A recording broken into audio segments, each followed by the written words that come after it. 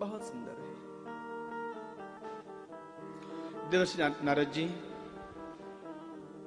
आगे बढ़े, वृंदावन पहुंच गए। वहां पर भक्ति महारानी भी दुखी हैं। उनके दो पुत्र हैं, ज्ञान और वैराग्य। कई लोग कहते हैं कि महाराज जो भगवान का भजन करता है वो अनपढ़ गंवार होता है।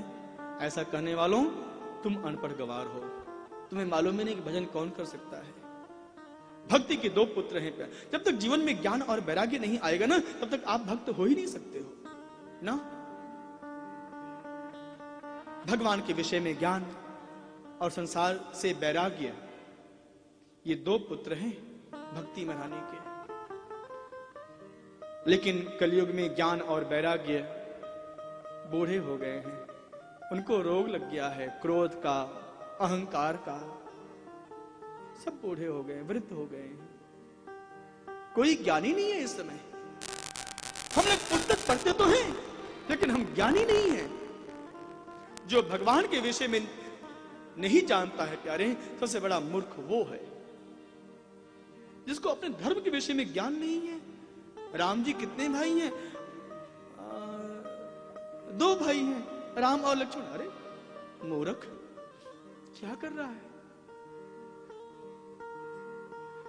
तुम्हारे आराध्य कौन है? गुरु जी, ब्रह्मा जी, नहीं, नारद जी, नहीं, कृष्ण भगवान, नहीं, नारायण जी। क्या शिक्षा है तुम्हारे पास? सर्वधर्मान परित्यज्य मामेकम शरणं व्रज। एक भगवान से हरि के शरण में जाना चाहिए, ये मेरा धर्म कहता है। उनके नाम अनेक हो सकते हैं, लेकिन स्वरूप एक है। उनको हम राम, कृष्ण, नारायण के रूप में जानते हैं। सबको ज्ञानी होना चाहिए।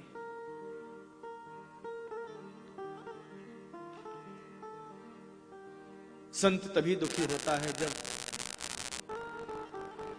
समाज अज्ञानी होता है, लोग अज्ञानी होते हैं।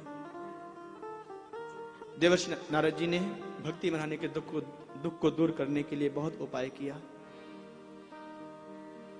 ज्ञान और वैराग्य थोड़ा वो सही तो होते हैं, होश में आते तो हैं, लेकिन जैसे नारद जी जाने के लिए पीछे मुड़ते हैं, फिर वो मूर्छित, फिर वो बेहोश। क्या करें?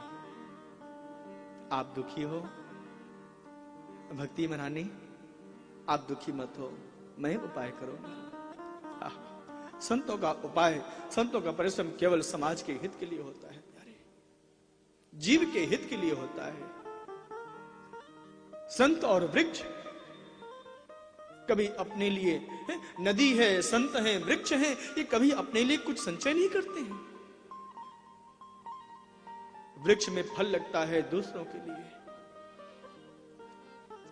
लेकिन वास्तव में लोग संतों को ही, संत कभी अपने लिए कुछ संग्रह नहीं करता है। लेकिन आज के लोग संतों के पीछे ही पड़े रहते हैं। कैसा समय आ गया। एक समय था जिसमें संत महापुरुषों का कितना सम्मान होता था।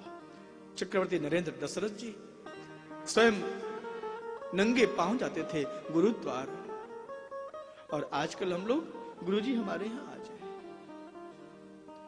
तब मैं आऊंगा, मेरे घर आए, मेरे शहर आए। संत महापुरुष दूसरों के दुख से दुखी होते हैं। तो देवर्षि नारद जी ने कहा, देवी चिंता मत करो, मैं तुम्हारे दुख को दूर अवश्य करूंगा। और नारद जी ने भक्ति महारानी के दुख को दूर करने का उपाय भी किया। केवल कहा नहीं है, उपाय भी किया है। पहुंच गए बद्रिकाश्रम। सनत कुमार से पूछते हैं, भैया वृंदावन धाम में भक्ति महारानी दुखी हैं, संसार में पाखंड धर्म में लोग अपने आप को प्रवेश करवा रहे हैं। जो पाखंडी होता है वो सोचता है कि हम बहुत बड़े धर्मवान हैं, बहुत बड़े ज्ञानवान हैं। पाखंडी ऐसा सोचता है। ये कौन बोल रहा है? नारद जी बोल रहे हैं। भैया ऋषि कुमार, मैं क्या करूं? मैं संत हूं,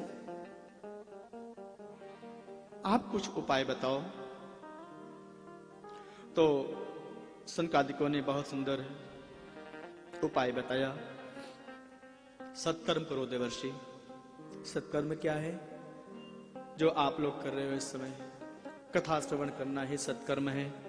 बहुत सुंदर कथा रखवाई गई हरिद्वार धाम में, गंगा जी के तट पर, और बड़े बड़े ऋषि महात्माओं को निमंत्रण भेजा गया। यहाँ पर कई लोग मुझसे पूछ रहे थे, महाराज जी इस बार आपने हर घर में कार्ड पहुंचवाया। मैंने नहीं पहुंचवाया है। मैं कौन हूं जी? मेरे ठाकुर जी ने आपको बुलाया है। अपने पास बुलाने के लिए भगवान ने आपको निमंत्रण दिया है। ऐ मेरे प्यारे नगर वासियों, आ जाओ, कथा पंडाल में आ जाओ, हमारी कथा होने जा रही है। सबको बुलाया गया है।